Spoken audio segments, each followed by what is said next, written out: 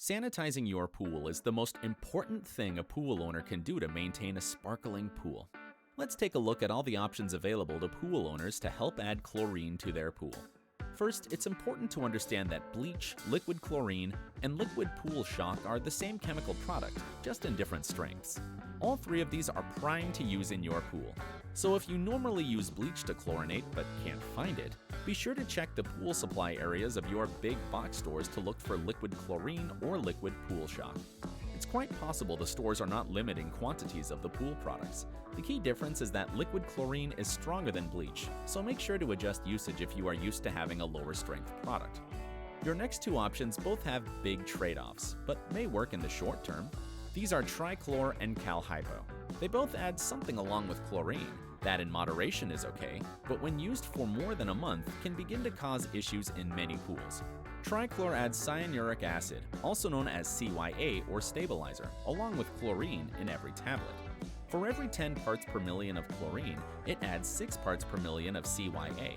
CYA is needed in pools, but you can see that your CYA level will quickly rise using Trichlor, and it'll be hard to maintain the proper FC-CYA ratio after a period as short as 1 month. Cal-Hypo adds calcium, along with chlorine, with every addition. For every 10 parts per million of chlorine, it adds 7 parts per million of calcium. Calcium is needed at some level in most pools, but calcium levels can rise to problem levels over time.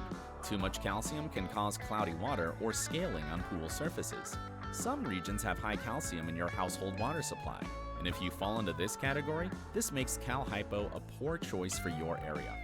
It's important to remember that liquid chlorine is the best chemical to use for pool sanitizing.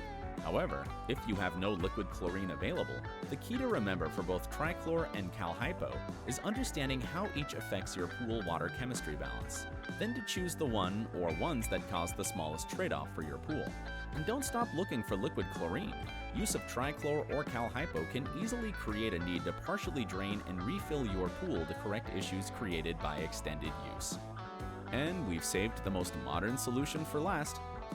A saltwater chlorine generator can be installed, which generates all the chlorine you need by using the salt content in your pool water. All you need to do after installation is to maintain a higher salt content, usually 3,000 to 5,000 parts per million. The salt cell does the rest. Occasionally, you will need to replenish your salt to maintain the proper parts per million.